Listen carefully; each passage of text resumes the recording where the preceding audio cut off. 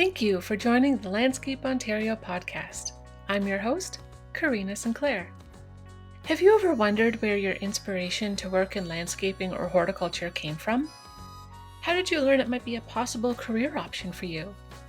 And where do you think you might be in your work journey if you'd understood from a young age that you can build a livelihood by being creative, spending time in nature, and digging your fingers into the soil? That's what we're going to talk about in today's episode. Heather Jerrard is a landscape designer who noticed there was a lack of landscaping resources for elementary school students that went beyond planting a bean in a paper cup. So she partnered with educator Dawn-Marie Deagle to design and implement a classroom experience that engages students from grades 1 to 8 in garden design. Together, they developed lessons that aligned with the Ontario curriculum and demonstrated how landscaping and horticulture can have a meaningful career path. Let's hear more about the inspiration behind this project, how the Landscape Ontario peer-to-peer network gave Heather the confidence to pursue it, and how it might evolve to encourage more students to consider a green career.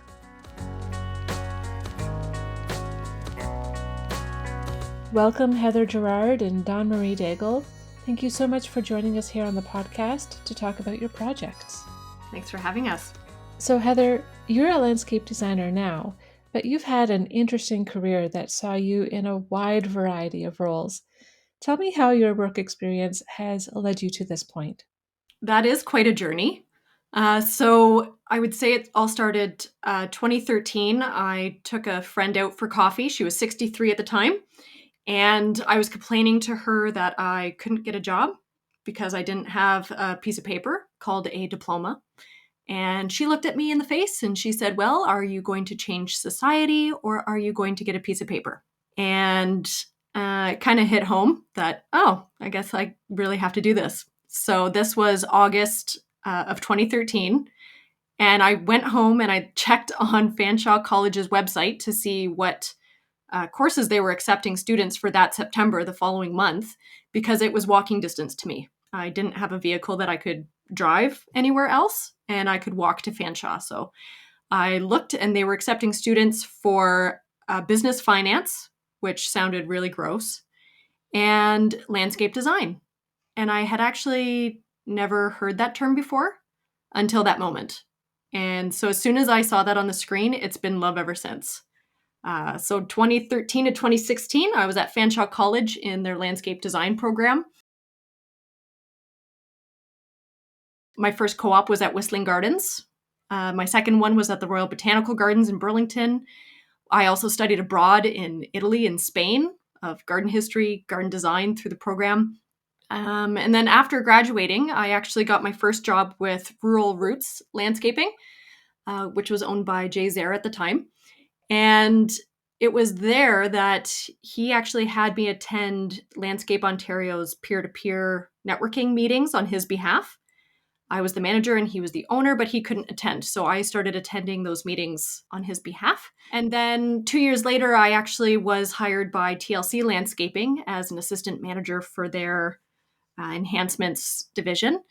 And then 2 years after that, this little thing called COVID happened, which affected I've heard all about of us. You've heard about this? It sounds vaguely familiar. And so I very suddenly and abruptly found myself without a job. And it wasn't anyone's fault. There wasn't anything that could be done. It was a very uncertain time, as we all remember, and we didn't know what was going to happen next. And my job was just not in the top of the priority list. And that not having that job really knocked the wind out of my sails.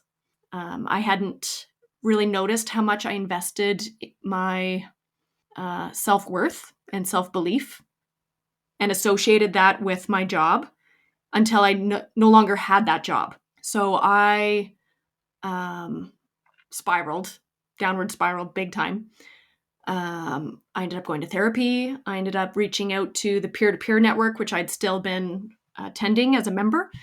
And it was that network that really held me up. Between them and my husband, I'm forever in their debt. So, and it was after I think it was about 4 or 5 months of some really serious inner work and grieving. I realized that if I really love what I do and if nobody's hiring because of COVID, then I'm going to have to go out on my own because this is really what I want to do for the rest of my life. And I did.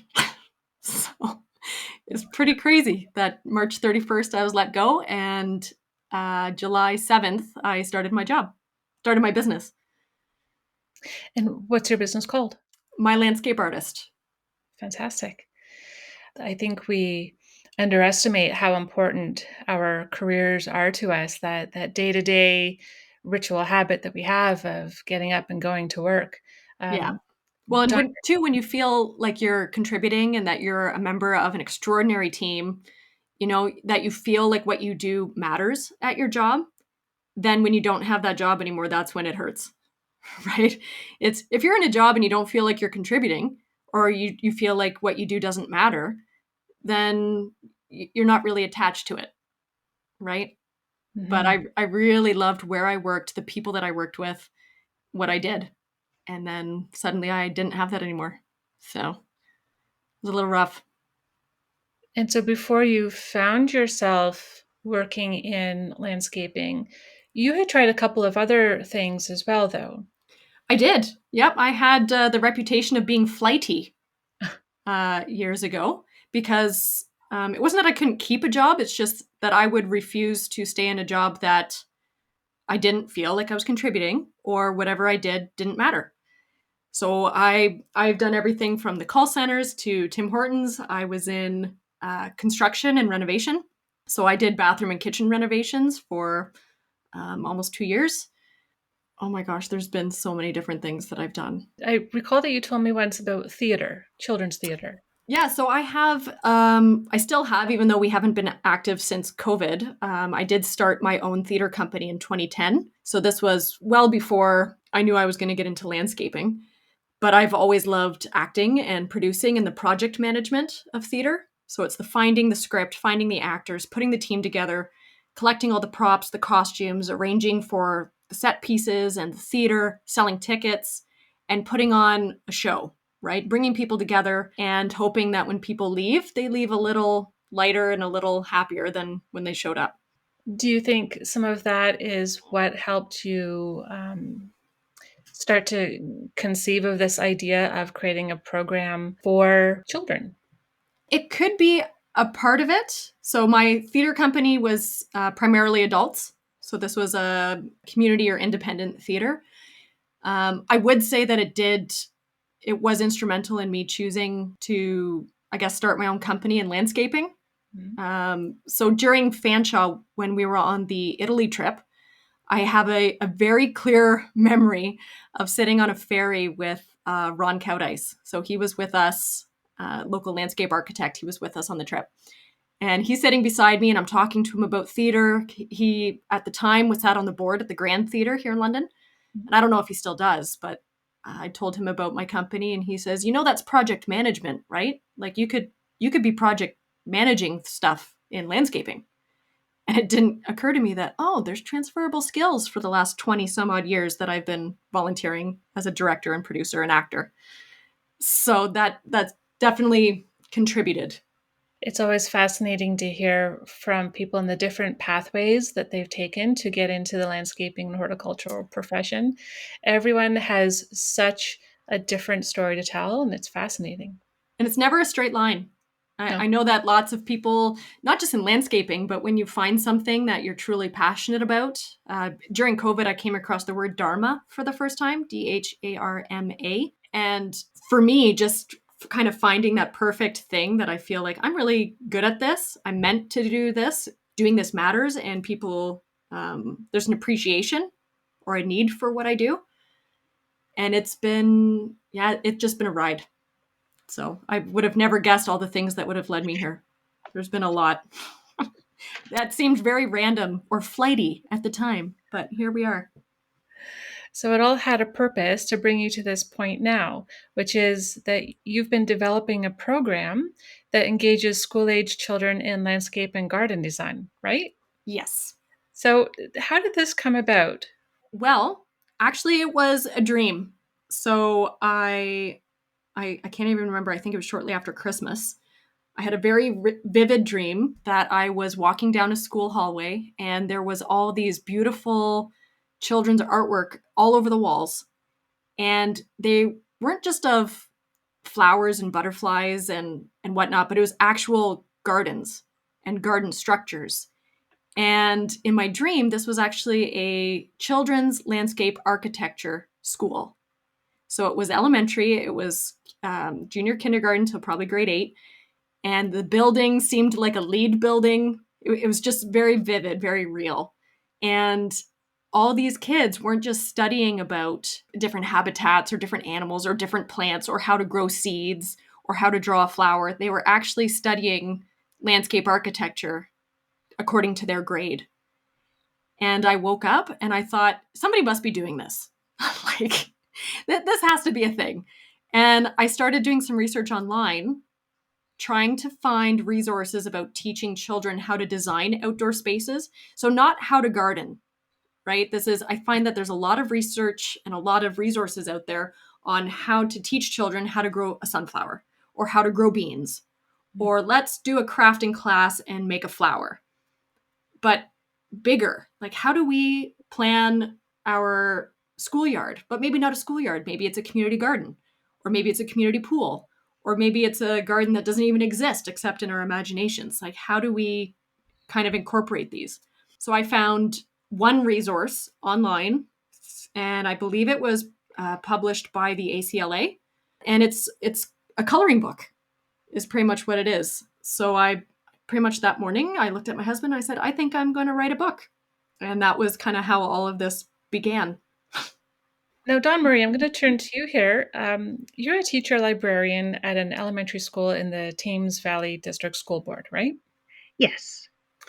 So, what do you think of Heather's vision of this school that encourages not just the gardening, but to take students deeper into the architectural elements of landscape design? Well, for me personally, anytime that I can get our students out in nature, I think that it's a win.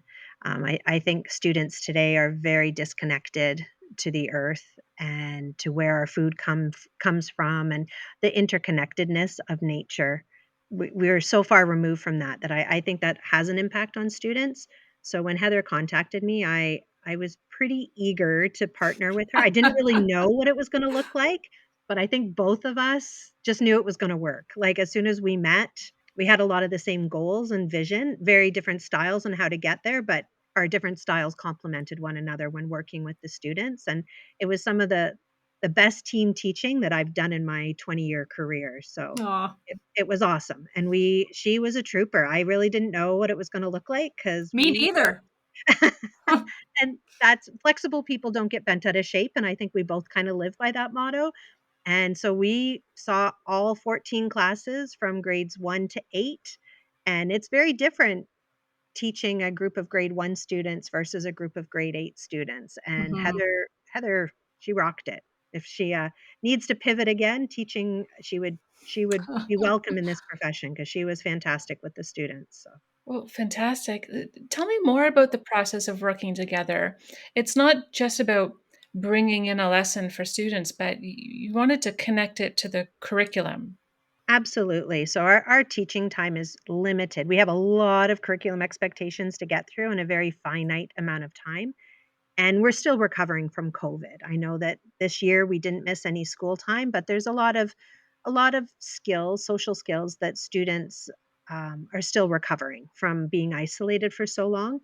And this was an opportunity. I'm also the guidance lead at our school, so I help the intermediate students as they're picking courses for high school.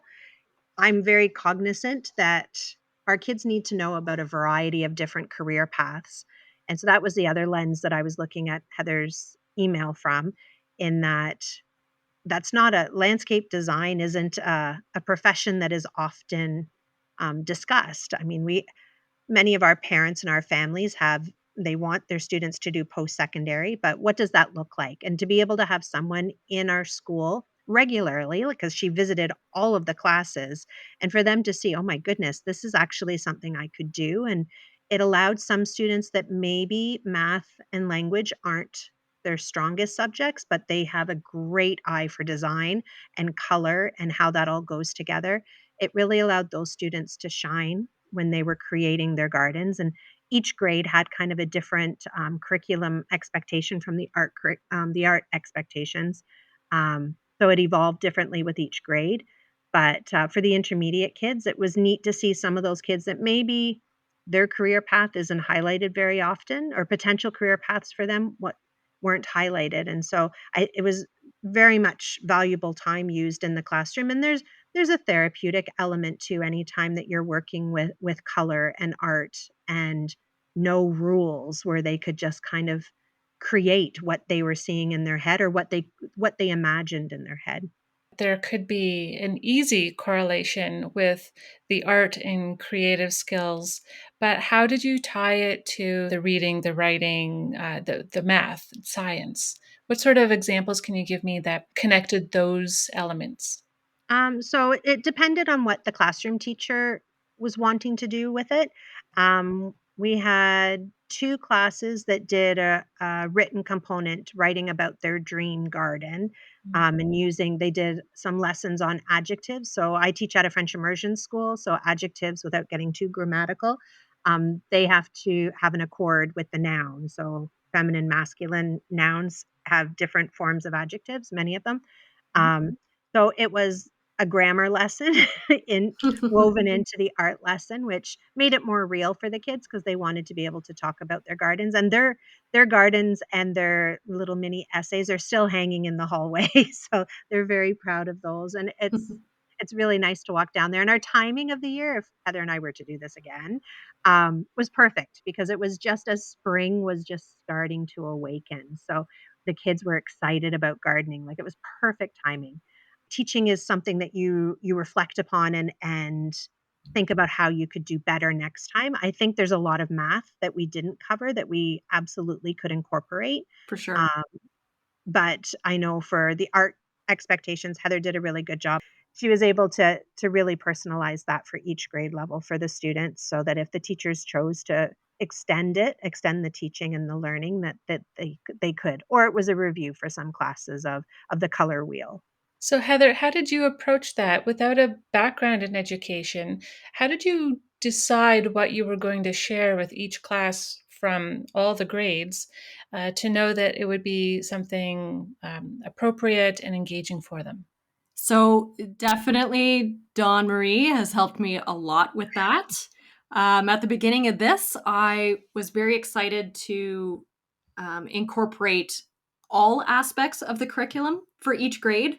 And that still is my long-term goal. So for the book that I'm writing, I'm focusing on the curriculum expectations by grade across all subjects, because landscape design ties into all the subjects and quite easily. So once I realized just how big of an undertaking that is, um, and many conversations with Dawn-Marie looking at the curriculum, we really focused on, okay, let's narrow in on art and language. But then there's also the more of the social skills and the personal, sorry, Dawn-Marie, I'm not sure what it's called, but the personal identity. So tying in with having those children and the students discover and uncover what their preferences are, where it's warm or cool colors or different color schemes, or what's their favorite color, what shapes do they prefer, and it all ties in with their own identity. Mhm. So that was kind of where we focused. But then what came out of it was that if teachers wanted to explore further, so after I left, each student had created their own garden, and there were other things the teachers could have done. So some of the things that came up where or that they could explore were different types of people and what activities they would do in a garden. So we were actually asking the students, who might you see in a garden and what are they doing? And so we got answers from all students between grades 1 and grade 8, different animals and insects that you would find in the garden. Something that came up that we didn't have a chance to really explore is the fact that there are birthday flowers, right? So each month actually has a corresponding flower associated with it. So again, with their identity, depending on the month they were born, they would have their own flower. So that's something too. Famous gardens around the world, different things that you might find a garden as in structures. So talking about arbors and pergolas and patios and driveways and even treasure. It came up a couple times where the students like, what might you find if you're digging in the ground? Well, I might find money. That's right. Mhm. You might find money, right? And just having them explore their imagination without there being anything wrong. There's no right or wrong answer. It's just what can you come up with? And it Um, gave the kids a background too. Like our school's located really close to one of the community gardens, and one of our grade 1 teachers, she does almost weekly walks to the community garden. So a lot of our students that have been here since grade 1, they're familiar with what a community garden is, but not the planning part of it. Mhm. Like it's just this magical piece of property that shows up with flowers and vegetables and fruit. So it was nice for them to kind of see the backside of that. And we were fortunate, Pave Paradise, which is a local organization, they chose our schoolyard to green it up a little, well, a lot. For the first time, I've taught at this school, this is my 14th year, and for the first time ever, we have grass on our schoolyard. Wow. Um, so the kids got to put in proposals for that, but they were very fanciful. They weren't realistic at all. So their plans weren't really used, I don't think, in the planning. I think they already knew what they were going to do out there when they came in. Um, but it allowed Heather and I to be able to talk to the kids, like, why are those plants there? Like we have a rain garden and then we have 2 pollinator gardens that are out there as well. And to be able to talk to the kids before those plants started to come up again, because it was done at the end of the school year last year, to be able to give them some context of why those plants, it wasn't just random. They didn't, the Deep Pave Paradise people didn't just go and pick pretty plants. There's actually a purpose for those plants, and there's everything was done with intention. And so to be able to frame it that way, the kids are exposed to gardens, but not the planning part of the garden. I think that's really clever to give them that opportunity to see that, oh, yeah, people are behind this, making thoughtful decisions and doing physical work. And I guess if you don't have exposure to that, you might think that it just happens by magic or that a kit is plunked down and just works. But to know that somebody's had to plan it means that maybe someday I could plan it and I could be the one who designs these spaces. That would be pretty exciting for a kid if they've never had that exposure before. And right? some of our conversations really challenge the kids. Many of our students live in apartments. Mm. And for them, initially, many of them thought, well, I can't have a garden. And Heather was really good at reiterating to each of the groups, no, you can have a container garden if you have a patio or even in your apartment. You don't need land in order to grow things. And so that really challenged some of the misconceptions of what a garden is for our students, which I think that's a gift as well, that no, you can grow stuff even if you don't have a yard. So, what other effects did you see with the students going through this program? Did you notice that perhaps they were finding some inner peace, some of that therapy, like you mentioned, being grounded with the soil, or were they making connections with teamwork? Did you see other positive elements? I saw a lot of creativity coming out of kids and a lot of focus, which is something as teachers, one of the byproducts of COVID is I've many students, their attention span is shortened just Oh, because they've been so disconnected from human connection and everything's been digital. And it was really interesting to see some of our students how long they could attend. Like Heather brought in catalogs from a seed company. Do a shout out, Heather. I can't remember which company supported the program. It was Bessie's Seeds as well as OSC Seeds. It was really generous that they gave a catalog for each of the students to be able to cut out plants that they wanted to incorporate in their garden plan. And just so many students took it so seriously. And I wasn't sure how the kids would respond to that, the cutting and pasting bit. But many of our older students, they were really, really intentional with how they were laying things out. And I think it was in the 7 and 8 group, they did hardscaping as well. Mhm. And it was really interesting to see how much effort, like the kid, most of the classes continued beyond the 100 minutes that Heather was in there, for the lesson. So they begged for more time to be able to really finalize what they were seeing in their head translated down into 2 dimension on the paper. So It's actually funny, Dawn-Marie, that you mentioned the 100 minutes. So I was very recently, so last week, I was invited into another school in Elmer to do the same thing for 2 classes. So there was a grade 2-3 split and a grade 3-4 split. And they were each a 45-minute class. Like when you and we were feeling so, I would say there was a little bit of under pressure and not rushed because we were really intentional with our time. But mhm. at 100 minutes, we wanted more time. And so I've completed now 2 classes at 45 minutes, and I've determined that that is not going to happen again. So 45 No. minutes is not long enough. The kids get so excited and so engaged, and they're brainstorming, and the kids all did something different. We tried to make it so there wasn't too much structure or too many rules for the students. So they were given very few rules. With the younger students, you had to pick either a square or a circle, and then they had to pick one color, right? So for the grade ones, the grade twos, they picked 2 colors, and it was the contrasting colors on the color wheel. So they also got to learn about color opposites. And then grade threes and fours did a triadic color scheme, and they did, I think it was just a square garden. But then as the grades got older, we started incorporating other things and telling them, well, if you want to do collage and drawing, you can do that if you want. I think one of the rules was just that you had to fill that square or that circle. So they had I believe it was 7 inches by 7-inch square. And the only rule is that they had to fill it. And so some students, it was just full of flowers. Some students put in paths. I remember a young student actually asked for a second square because she wanted to make her garden a 2-story garden. So Wow. without Mhm. being prompted, without any kind of ideas or examples, she got this crazy idea that she's like, yeah, I want like steps to go up to the 2nd-story garden. And it Mhm. just blew my mind.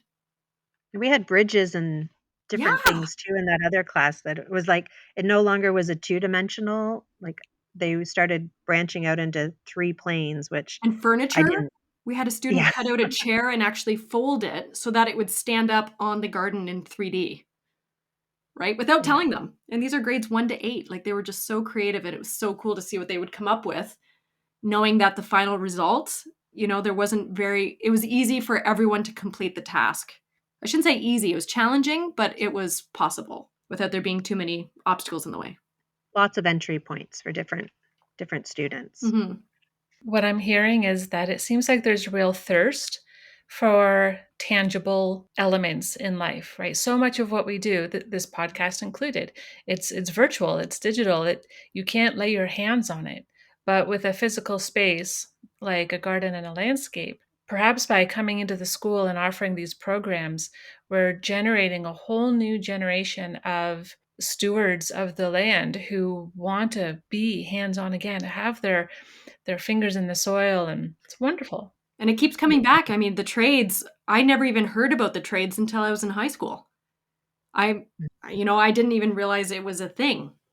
That's a So, big transition that's happening in Thames Valley. I know that as a board, we are really, really pushing for the trades to be viable options for students that they're aware of. So I know mhm. this year there was, I don't even know what you would call it. There was like a smorgasbord of different trades, and they loaded all these guidance leads onto buses and just they went to the Carpenters Union, and I think they a bunch of different locations at Fanshawe, so that as guidance leads, because this is getting a little off topic, but teachers tend to teach the way they were taught and the way they learn sometimes. And if your family has all followed a university path, then you may not be aware of options that are available that aren't teaching or other university degree programs, which we know that's not what we need as a society. So it's wonderful that we're becoming more well versed in the different options that our students can follow. And I mean, I often tell my grade eights, you're probably going to work in a job that isn't even created yet. Yeah. So like be very general with what you want to study and find what really interests you in order to be able to kind of pick a career path, but don't pick a specific job to end at because everything is changing so quickly with technology. So it, Mhm. that this is a great way. This was a great opportunity because there were kids that were like, I didn't know that I could do this for a living. Right. And that, what a powerful gift. Like, yes, we teach curriculum specific expectations, but ultimately, I want our students to know how to learn and what their options are. So to be able to know that there's a whole field that they can get into, that a garden isn't just planting it. There's a lot of steps that happen before that. And that involves science, knowing soil types and different plants, which ones grow well together and things that the kids weren't aware of before. Like I even had visions of them when they're buying their vegetables, like paying attention to what colors of vegetables when they're planning it out, because there's an aesthetic quality that you can have in a vegetable garden. Whereas I'm not sure that the kids were aware of that or would Mhm. even think about that when their parents are picking plants for the garden. So, It's funny too, as something that came up because I remember me personally in elementary and even in high school, whenever a guidance counselor would ask me, "What do you want to be when you grow up?" And I always had the same answer. It's like, "Well, give me a list.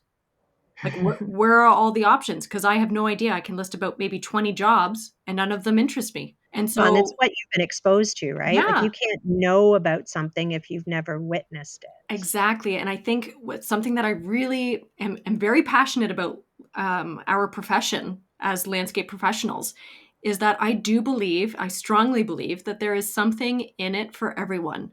If you are a Mm, math guy or girl, or if you are in marketing or advertising, or if you're science and chemistry, or if you like hands on, or if you like languages, if you like presenting, right? So I love performing as an actor, but I'm also very passionate about education. And so I think that there is something in our profession for everyone if we could just let everyone know.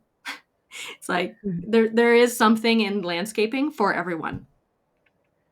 That's a really great point. I'm glad you're here to talk about these things because this is what we're hoping through inviting the trades and building our GROW program and supporting the horticultural technician apprenticeship program. Mhm. And these are all ways that we're hoping to encourage people to join these trades. Now, back to the students for a second. What kind of feedback did you get from the students or even from their parents? Did anybody speak up and give you some ideas about how they felt about these programs? I'm not sure if Dawn-Marie might have had some feedback, but there's a couple things that come to my mind right away. So I had one teacher, Dawn-Marie will be able to tell me her, I think, was it Natasha? Was that her name? Natalie, Oh my goodness. So this teacher, she got so into it. Her and her class, what grade does she teach again? she has a 5-6 split. 5, 6 class. So her class was a lot of fun to teach. And Mhm. she got really inspired. So she actually wanted to build a garden herself as well.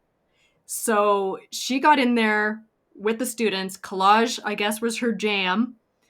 And she's also the teacher who wanted to extend the program, and she was the one I'm pretty sure who came up with the written component of Yep. encouraging the students to describe what's in their garden and why they chose what they chose, and what is it like to walk through your garden. What does it look like? What does it smell like? All of those types things. So that was really cool, just having a teacher that got really passionate and really into it. And then I don't know if it's feedback, but just a situation, I guess, that came up was a young student who had a teacher's aide with him. So this was the school in Elmer. They told me in advance that he was going to be there with his aide, and that not to have too much of expectations. So as we went through the class and we asked, "What do you like? What do you like?" He put his hand up for everything because he liked everything. And I just Mhm. encouraged it. I said, "That's great. That's great that you like everything." And he got into it and he collaged. And at the end of the class, the teacher, Chrissy Hedden, had asked, "Okay, well, does anyone have any final thoughts?" And this young man came up to me and he had cut out a flower from the collage and he wanted to give me a flower. Oh, Aw. And oh my gosh, I just like welled up and I said, "Okay, thank you." And I quickly left and had a good cry. Things like that were very memorable. And there were two students in a grade 7 class at Dawn-Marie's school. I'm pretty sure they were grade 7. They might have been grade 8. And the teacher had also given me a bit of a heads up that they might they're a little bit attention seeking or might be a little, I don't know what's the word, class clowns, as you say. And at the end of that class, I remember both these students, when they said, "Oh, thank you, Miss Heather, for coming." And they're like, "Yeah, Miss Heather, that was so cool." And it was just like, huh. So even these guys who don't really engage in a lot, as what I've been told, they thought that what we did was pretty cool. And that was awesome. That's high praise indeed to get a compliment from an age group that likes to be blasé about everything. Yes. The biggest feedback that I had is that they didn't want it to end. Like, they wanted to know what was the next step. So I felt like we kind of let them down a little bit, like, "Yep, you're gonna plan this garden." And they're like, "Okay, when are we building our garden?" Yeah. What's next? Yeah, exactly. So, but that shows, like, they weren't like, "Okay, thank goodness that's done." Like, they wanted it to keep going.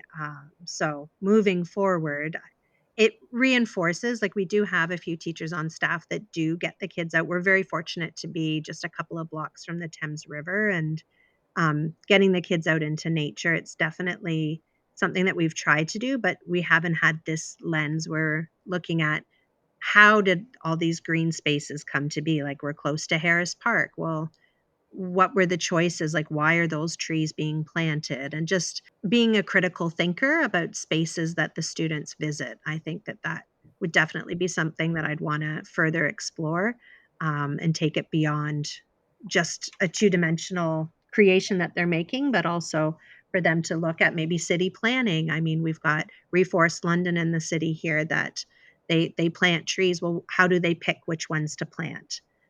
I think that that would be really interesting, and bring in a little bit more of the science curriculum, because there's a lot of science that we'd be able to cover in if this lesson were to be extended into more of a unit. I think that that would be an easy extension to do, and the kids were clearly hungry for more. So, Mm-hmm. It mhm. sounds like there's so much room and so many possibilities that maybe someday you could have an entire school of children who are entirely focused on such a thing. Doesn't that sound Um, amazing? it does. You know? So now that you've got this first season under your belt, what happens next? What does the future of your program and your book look like? Uh, Definitely more students. So we've not yet presented the program to JK or SK students. I'm also would be interested in going into high schools, and I think the term is IEPs. Dawn-Marie, is that the correct term? For students who are on individual education plans? Yes. So So I students think, with learning disabilities or learning challenges, yes, an IEP. yeah, so I think that would be definitely something next. I'm also in contact with Ryan Dunn and Mandy Cleland through Mm. Thames Valley District School Board, with the idea that, or they seem interested in doing more of the what Dawn-Marie mentioned. So the first unit would be designing an outdoor space. The second unit might be going outside the school and measuring the garden at the school. And then the third unit might be installing that garden. And the fourth unit might be looking after that garden. And it could be, for example, something that came up was perhaps in grade 4, you do the weeding, right? It seems, when I say it like that, it sounds like child labor. But it is educational. What weeds are there? What's present? What bugs do you see? You can also be counting, right? When you're out there, how many ladybugs do you see, or centipedes, or spiders, or whatever? They do Um, habitats in grade 4, so that would be an easy, yeah. And then grade 5, perhaps they're designing and installing whatever has to be done. So in order to maintain that garden, does something need to come out? Is something dead, damaged, or diseased? Does something need to be pruned? Do we need more mulch? And assess that square footage. We tie into math. Also the conversion, right? Because in most trades, we don't really talk in centimeters and meters. We talk in feet and inches, or yards for mulch, for example. And then grade 6, that might be the one where, I don't know, they might be the ones who maintain it or install it or whichever. But it could be tied in with the curriculum for each grade, so that each grade kind of has that certain list of responsibilities that connect them to their outdoor space, and it gives them that sense of ownership for their outdoor space. And it's something to look forward to. So if in grade 6 you get to redesign the front garden, Well, then when you're in grade 5, you're going to look forward to grade 6 because you get to redesign the garden, right? And over time, that's something that could be built upon. So that was one of the ideas that came up anyway. Just one of the ideas. I'm sure there are 1,000. Yeah. So if somebody at another school or a parent or a teacher, they were interested in implementing something similar for their students, what should they do? So the easiest one is to reach out to us, both Dawn-Marie or myself. I think it's really interesting to see where this goes. There's also, I have my blog on my website, so mylandscapeartist.ca, where I've actually been putting up kind of the results of each class.